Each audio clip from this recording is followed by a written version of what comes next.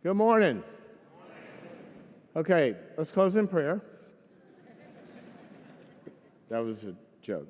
We're really going to talk here for a while. So it's good to be back in Orlando. So I don't know what's wrong with y'all, but they called in the shrink this morning. So I'm going to give you a chance to do something you've been wanting to do for a long time. The person you came with knows you well, your spouse or whoever it is. I know you've been wanting to do this. I want you to turn, look them in the eye, and say, "You've got issues." Just so, we're going to get oriented here. We got any issues in here? Anybody got any issues? Anybody not have any issues? You, sir, right here. Could you stand for us? Can you just stand up and just wave at everybody? I want everybody to see what denial looks like in the flesh. You'll start out that way. We all have issues, right? I'm going to talk about one big life issue this morning, and that is the word trust. Anybody in here ever been hurt by somebody? Boy, that's a room full of denial right there. I don't see any hands. No, actually, we all have, and it's probably hurt so much you didn't want to raise your hand, because betrayal or we're let down in some way. Everybody's got the experience of having trusted someone and been hurt in some way. And the reason it hurts so deeply is the same reason that you see the word trust in the Bible all the time. You can't go very far in the scriptures where it doesn't say trust in the Lord, because everything begins with trust. And I would start by saying trust is the currency of life. It's the fuel. It's what makes everything else work. And there's a reason for that. Because God is the only person that is self-sustaining. He doesn't need anything from outside of himself. But he's the creator. The rest of us are created beings, which means we have to draw life from outside of ourselves. And the only way to do that is to make ourselves vulnerable and to trust. But sometimes we trust and get hurt, and sometimes we don't trust when we should, and our trust muscle gets broken. But it actually is the fuel of all of life. How many of you ladies had babies? Okay, remember when your baby was born? Remember when they popped out and turned around and looked at you and said, "Oh, Mom, was that hard on you? I'm so sorry. Can I clean up around here? You go get a massage or something? I'll take care." That's not what they did, right? What they did was they turned to you and they showed you what hell looks like. Remember when Jesus said, "There will be weeping and gnashing of teeth"? Well, that was your baby. Wee, wee, wee. That's hell. And the reason it's hell, it's exactly what the Bible says. For the first time, they experienced separation from life. See, they were in a totally trusting environment where they were sucking in life without even thinking about it. Now, this doesn't say a lot about my physical acumen right now. My watch is asking if I fell. I did not fall, okay? I just went through 2 total knee replacements and spine surgery, and I've been sitting for about 2.5 years. And now if I even move, my phone thinks they're going to call an ambulance. But what does that baby do? The baby is separated from life, and it's got to turn to mama, and something magical that God has designed every human being for begins to happen.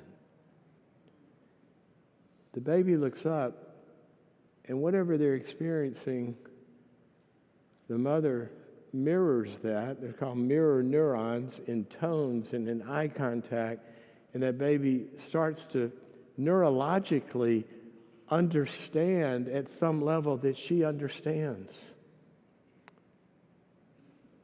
And oxytocin and all these chemicals that God wired into us begin to flow, that opens us up to trust, to begin to take in life for the first time. See, a human is wired by God to trust because it's going to make the rest of your life work.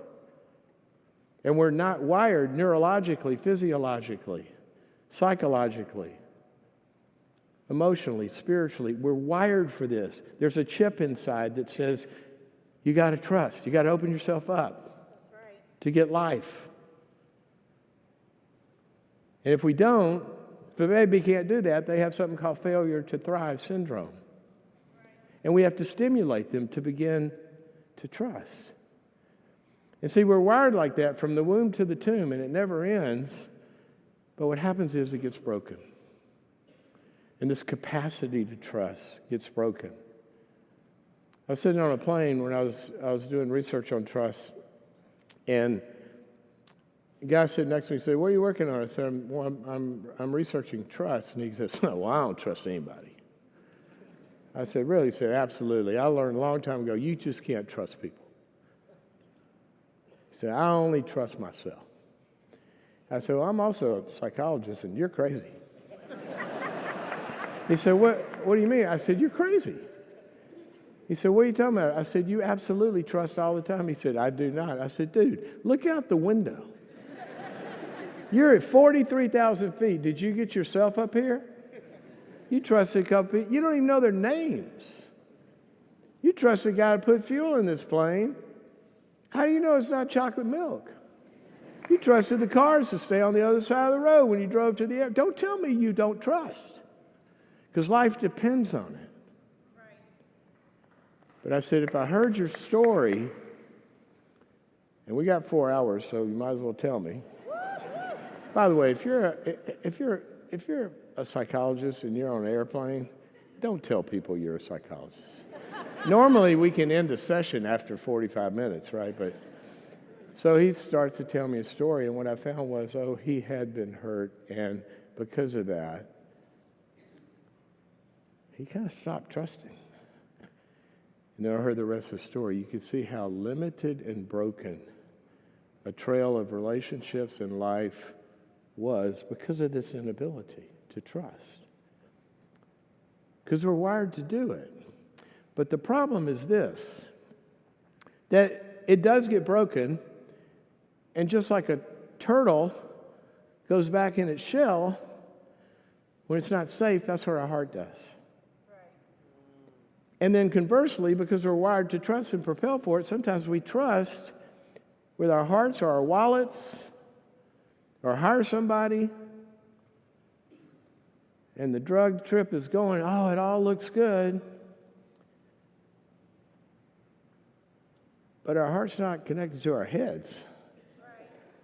And there's some objective reasons to hit the go button besides how we feel sometimes. And so what I've tried to do with this material is, for years and years, I researched this whole field of trust and how it works in business and marriage and relationships and all of that. And it comes down to, really, there's about 5 factors. And we're going to go through this morning. 5 boxes that we need to check that drive the way trust actually works. Because it does get broken, but we need to do it. So let's hop into these. What is the first one? The very first one that drives trust. And it's what I alluded to a moment ago. God has wired you with something called mirror neurons. You probably read about them. And that's where unconsciously we begin to feel with a person in tones and expressions and even physical proximity and a lot of stuff unconsciously. The neurological system begins to open up and lean in, first of all, because we feel understood. And see, a lot of people try to get you to trust them by convincing you this is a good deal, and this is what, but they're trying to persuade you before you feel like they really understand what you even need or what you feel or who you are. And trust doesn't begin with persuasion. It begins with somebody feeling understood. See, we don't understand somebody when we understand them. We understand them when they understand that we understand. And that comes from something called, ready for a big word? Listening. Listening it's brain science. But before the fancy people figured this out, the Bible already said it. It said that he who gives an answer before he hears, before he understands, is a fool. And it is a folly and a shame when we're given answers before we've really heard. Because that's what opens things up to begin with. I was talking about this at a leadership event one time, because I do most of my work is with CEOs and businesses.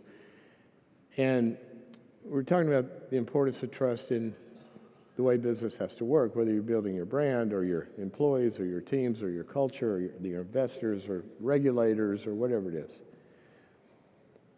And after I talked about this part of it, a guy walks up to me and he says, yeah, I'm the lead hostage negotiator for the FBI, and everything you just described is our training program. He said, when I go into a bank where a guy's got a bomb strapped to him and 20 hostages, you can't go in and persuade them, this is not smart. This doesn't end well. You don't do that. He said, what we do is we walk in and say, hey, I'm Joey, and they sent me in here to talk to you. What's your name? They get the name, and then they stop and they say, so how did we get here today? What's going on? And like the Bible says, the wise person is able to, it says a person's heart is deep waters, and the wise person is able to draw them out. And we don't do that by talking, we do it by hearing. And that's where it starts. I was called into a situation one time where it was a global company, and the CEO and the chairman of the board had gotten sideways, and it had split the board, and it was a big problem, and the whole thing was about to blow up. And if one of them left, it was going to literally, you'd have read about it in the papers. It would have affected hundreds of thousands of lives and gazillions of dollars. And they called it an emergency board retreat because it was about to blow up. So we locked ourselves up for a weekend and started having them, just sat down and said, look, I just want to make sure we're all starting from the same set of facts. So let's get that, where are we? What's going on? And so they start to talk, and the chairman's talking, and the CEO talks a little bit, and the chairman talks a little bit. And when he did, the CEO would kind of interrupt or, a few things like that, and he kept doing some other.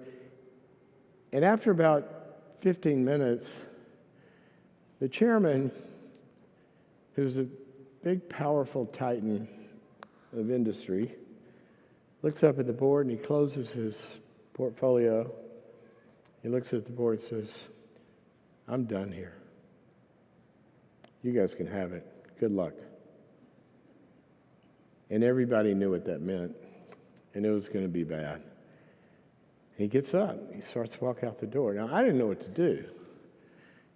And I don't know why I did this, but I got up, and I ran in front of him and sat down on the floor and blocked the door. And he walks up, and I said, look, you can walk out that door, but if you do, you will have put into motion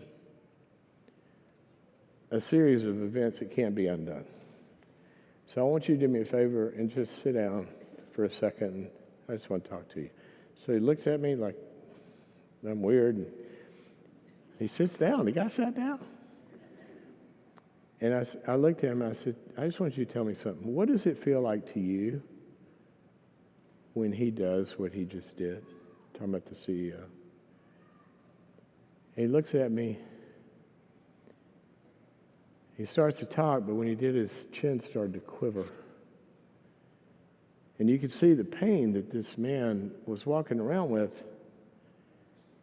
And then he started to talk, and he could barely get the words out. And he kept talking about the last year and things that had happened.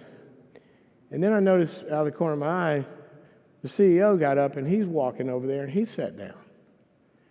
And when he did, he put his arm on his shoulder, and he said, I never knew I made you feel that way. I'm so sorry. And they looked at each other, and one of them started, and I interrupted them and said to the board, can you guys just, give us a room for a little bit here? We talked for about an hour, and after that, the two men walked out in the foyer and said to the board, okay, I think we can go forward now. Y'all come back in. Now, we had a lot of work to do after that, but the point is, nobody was listening to the other one. And it violated everything how God created us. If you think about, what did Jesus do, first of all? Well, first of all, he persuaded, and that didn't work. He sent Moses up on the hill and said, hey, guys, if you do this, things will be great. But that didn't work. In fact, the book of Romans tells us that the law was given through Moses, and it was powerless to change us. It was useless, the Bible says, to change us. But what Jesus did was he came down so we would know he's not trying to get us up to his level. He came down to where we are. Right. And he understands. He was betrayed. His friends gave him up to die. He was abandoned. He was spit on. He knows what that feels like. He understands us.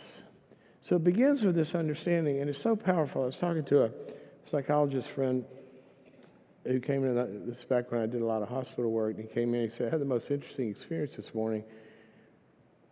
I said, what happened? He said, well, my wife's out of town, and my 5-year-old, I was trying to get her ready for school, and she was lollygagging. I kept going back, get ready, we got to go.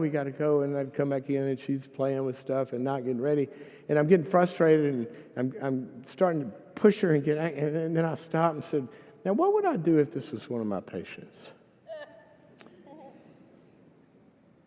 And then it hit him. He said, I got down, and I looked at her, and I said, you miss your mama, don't you? And she nods, and she falls into his arms, and she's crying, and he's holding her. He said, I miss her too. And he said, we're sitting there, and she's crying, and I'm crying. And then after, I don't know, a minute or so, all of a sudden she goes, Daddy, we got to go. Started to work again after she felt understood. So that's the first one. And it's so powerful. As I tell you, I was unable to walk for the better part of the last 3 years. Had 2 knee replacements and spine surgery. And when I was looking for the first surgeon, I go see, the guy. Everybody says this is the guy. So you go see the guy. And he walks in and puts my x-rays up, my MRI, and he looks at it and goes, oh, yeah, you need a new knee. We got to replace this knee. I said, really? He said, yeah, and if anybody tells you anything different, they're wrong. He said, I understand what's going on here, which he did. I understand what's going on here, and you got to get a new knee. So, no need to wait. I want you to schedule it, and we'll get this done. It's nice to meet you. And I'm going, wait, you're going to amputate my leg, and that's it? You just looked at a film? He said, no, I totally understand what's happening, and that was it. He walked out. Well, I wasn't quite ready. So I think, I'm going to go talk to another doctor, and I got referred to a guy, and he calls me, send him the x-rays and MRIs, and he calls me, and he says, yeah, Fred, our mutual friend, told me to call you. He said, I looked at your x-rays. He said, how are you still walking around? I said, I'm not. He said, this is terrible. He said, tell me, he said, when did the pain start? And how does it progress? And where does it come from? And what's it doing to your life? And he's listening. And all of a sudden I can feel myself go, I like this guy better. Because that's the first part of trust, is where we feel understood. And just like that chairman said, I'm done. How many times has somebody, a spouse, walked home to a note and said, it's over? And they go, what happened? But they have been trying to tell them for 10 years. But a lot of times we're not listening. So that's the first one. Well, I got Dr. Empathy now, right, who understands my pain, and I'm loving this doctor. And what if happened when so I'm going to interview several doctors, so I go to the third one, and I go to him, and he understands, and he's very understanding and empathic, and then he's examining me, and then he goes, hey, come, you guys, and he motioned out in the hall, and then 3 residents come in, whom he was training. He goes, all right, so see the way this bends here, and this is what I was talking about the other day, and this angle and that muscle right there. He said that this would be exactly what we're looking for, perfect subject for our, the project, the research, and we're going to present the paper, and I want you, and all of a sudden, I'm not even there. And here's number 2, motive. I could tell he's there for his own interest, not mine. And you could feel it. Now, everybody has self-interest. Those are very important. I mean, a relationship's got to be mutually satisfying. But a relationship never is satisfying if the motive of one person is only about their agenda and not yours. How many times you've been on a team where it breaks down, the team's trying to go somewhere, this one person has their own agenda, and they keep kind of like driving things for their own agenda, their own motive. We feel it. Your neurological system that God has wired into you 24/7 asks one question down your spinal column, in your gut, in your heart, in your head. Around the clock, the first thing the human organism is wired to detect is one question: am I safe? Because when we feel safe, that's when we begin to trust and open up and perform. I mean, research has shown that performance teams and leadership teams outperform in every index, profits and morale and market share and all this kind of stuff, to the degree that there's high trust. They just do better. And we're wired to do this. I mean, right now, most of you, for the last minute, have been breathing. Okay? Say amen. And you haven't even noticed it. See, God wired you to be able to trust when your body tells you it's okay. But if there were a gas fume that moved through here, now I'm not talking about the one in your car earlier, I'm talking about if you detected, that was another joke, you'll think about that later. If you detected a fume in here of a gas, your body, before it was conscious, you would start to sniff around and look further into it, and then you go, this air is not trustworthy to breathe. It's wired into us. And when we sense that a motive in a marriage or in a business relationship, that it's all about the other side and their interests, and we're supposed to morph into that instead of meet each other's needs, it never works. So the second one is motive. We got understanding and we have motive. All right, so now I go to another doctor, the one that was actually I liked in the beginning, that understood. And when I go visit him, he said, so I was talking to a couple of your buddies, and I read about you, and you're a competitive golfer your whole life. And I said, yeah. He says, we got to get you back on the golf course. And you got 2 daughters? And I said, yeah. He said, you got to be, traveling with them and doing stuff. He said, we got to get you back to life. And he starts talking about my life, not his. All of a sudden, I'm feeling like this guy cares. So the first 2 boxes we got to check is, do they get me? Do they understand me? I mean, if you're in a business and you're selecting a vendor, you want the kind that you feel like they really understand our business and what we need, not just what they're trying to push. And it's not just their motive. or their agenda is ours. So you got those two. So I got Dr. Understanding now, and his motive is good. So now we're ready to go for surgery, right? And he says, let's go schedule it. And then he says, I'm really excited about doing your knee surgery because I'm an OB-GYN. I've never done one. And ever since medical school, I've wanted to. And I'm going, whoa. Box number 3, do they have the ability to deliver what I'm entrusting to them? Because we can fall in love. And we can think somebody is awesome. You know, I'm going to hire this person. They're so great and all this. But we've never looked at, in the context that I'm going to trust them for, even though I trust them maybe to understand me and they got good motives and all of that, do they have the ability to really pull off what I need? A friend of mine called me whose daughter had a boyfriend, had been for a year or so, and he said, the boyfriend called me and wants to take me to dinner. He said, I know what that means. He's going to ask for her hand in marriage.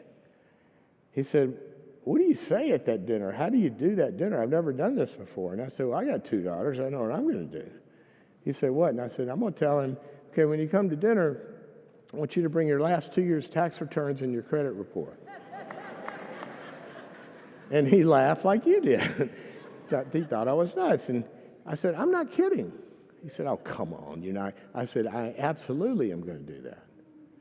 He said, that's so rude. That's so intrusive. I said, look, I don't care about the numbers. He can white them out. I just want to know, can he find them? Do they exist? Did he file them? And on the credit report, I know everybody can have a season, but there's a narrative that ought to be able to explain that. But if he's got a pattern of what? Not delivering on what he's promised somebody he could deliver with their earthly treasure, and you want me to give him my treasure? My daughters? I ain't doing that. Now, he might be Mr. Right, but he's not Mr. Right now. So we got some development that may have to go on. Or she might have to chalk this up to, a learning experience. I was called into a company one time for CEO coaching, and I said, what's happening? They said he's been the CEO for about a year. And things aren't really going like we planned. The morale's not what it ought to be, and we just don't have the momentum and the performances. I said, well, how do you get to be the CEO?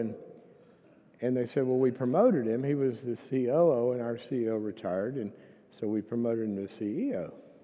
And they said he was amazing. He was 10 years as a CEO. Everybody loves this guy.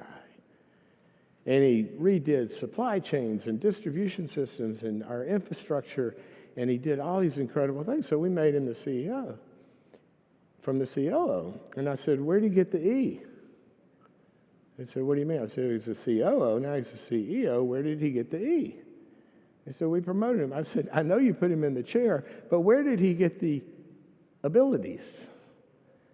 Because those are very different abilities. And when I look at this scenario and what's going on in the company, I see a great operator. I don't see a CEO. I don't see the abilities present and the competencies to do what a CEO does, and that's what you're experiencing here. So we got to build the third element of trust is the competency. See, you can trust a boyfriend who understands you and has great motives and loves your daughter, but this is a different job description to be a husband or a wife.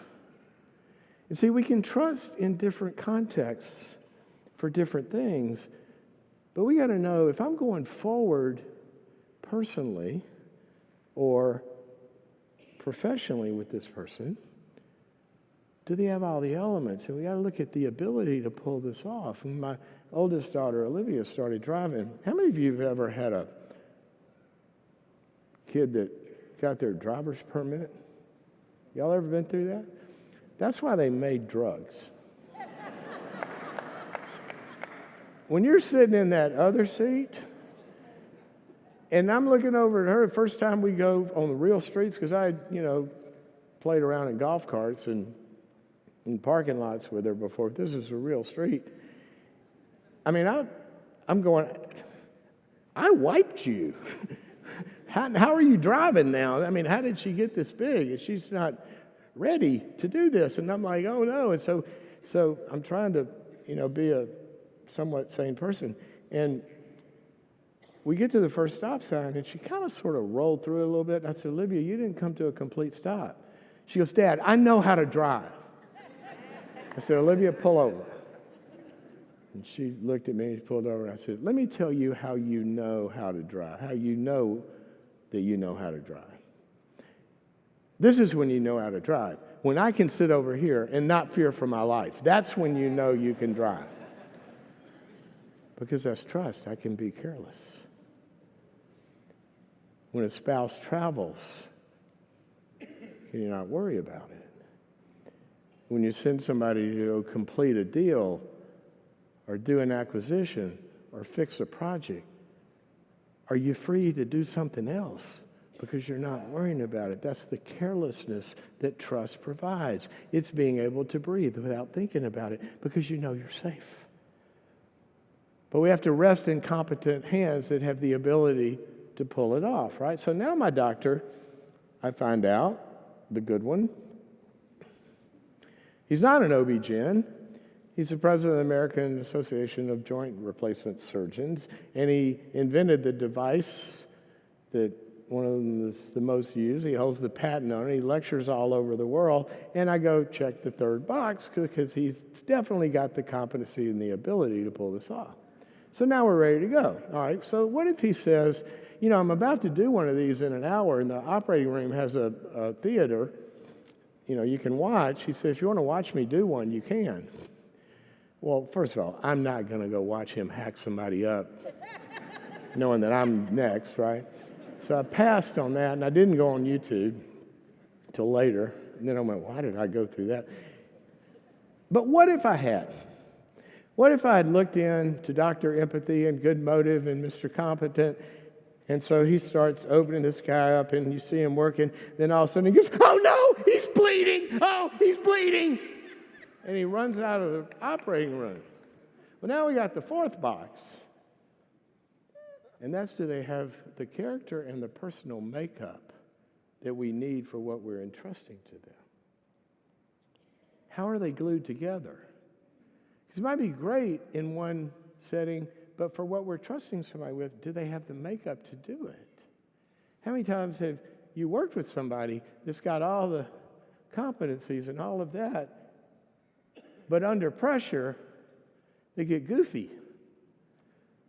Or as the Bible says, they're like a city without walls is an angry man. They're out of control.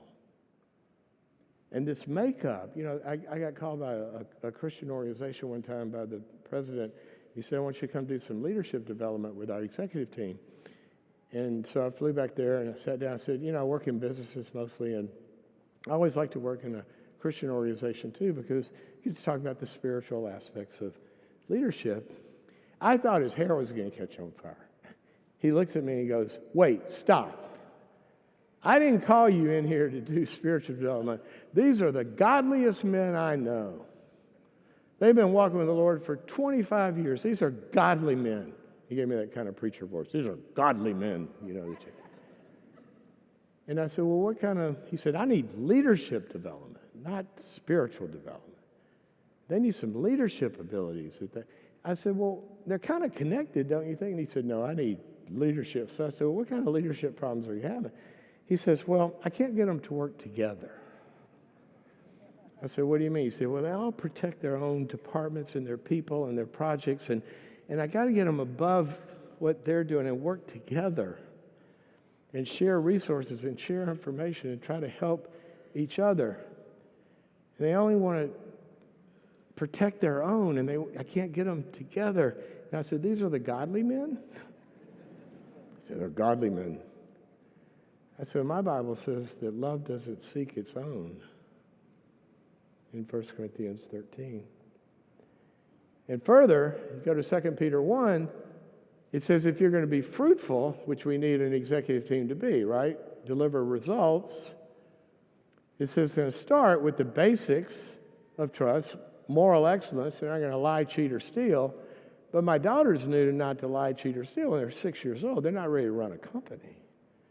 And then it goes on to show us that it's a bigger picture than that. It's a completeness in order to be fruitful in life. After moral excellence, it goes into knowledge. Are they a learner? Are they curious? Can they get better? Because that gets into arrogance too. They think they're know-it-alls. And then it says perseverance. Can they go through problems and keep going? And then it says self-control. Are they impulsive or don't have emotional regulation? And then, Mr. President, it says, do they have mutual affection? I don't hear a lot of mutual affection around this table. We've seen this in the NBA or the NFL.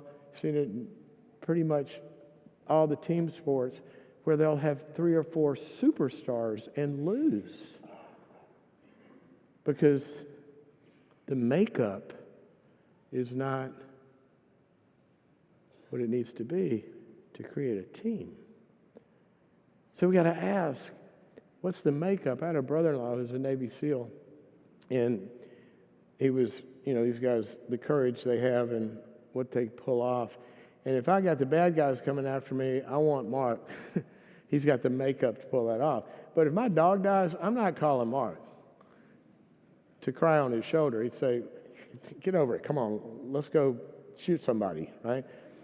I'm calling somebody with a little different makeup. It's got some understanding and compassion. But then if the bad guys are coming at me, I'm not going to trust him or her for that. What are you trusting this person for? And are they glued together in a way that's going to make that work? So now we got 4 things. We got understanding, we got motive, we got ability, we got makeup. And I got my surgeon. All right, we're ready to go because he's cool under pressure. And he says, all right, let's go schedule this. So I follow him to go schedule it. We walk out in the hall. There's a dead guy lying in the hallway. And I go, what's that? He said, well, that's the guy I operated on you yesterday. It didn't go so well, but let's get this. Whoa, stop. Number 5, what is the track record? What's the track record? What happened the last time?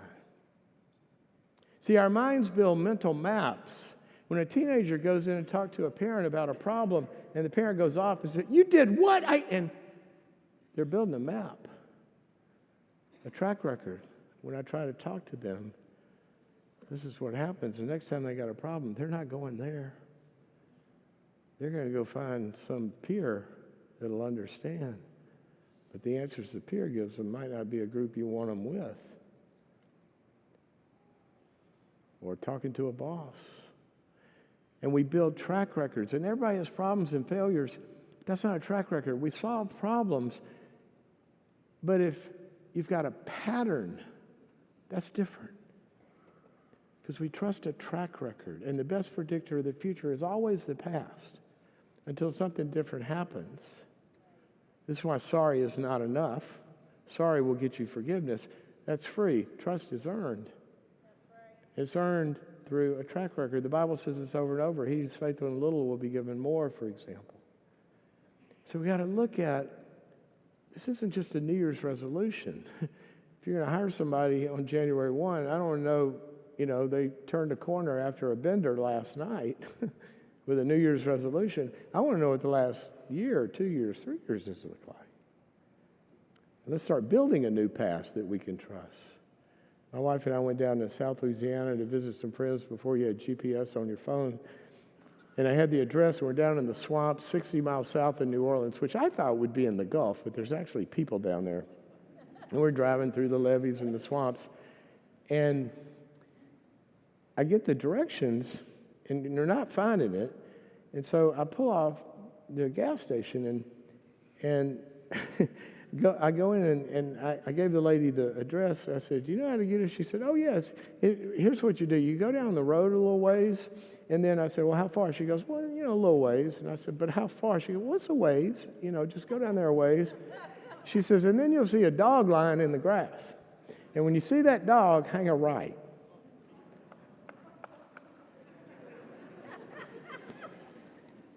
"A dog?" She goes, yeah, the dog will be lying in the grass. Just turn right there. I go, "How do you know he's going to be there?" She said, "He'll be there." I said, "Do you have a sign?" She goes, "No, just look for the dog." That's all I got. So Tori and I get in the car, and we drive down, and then all of a sudden, there's a German Shepherd lying in the grass. We turn right, and the house is on the left.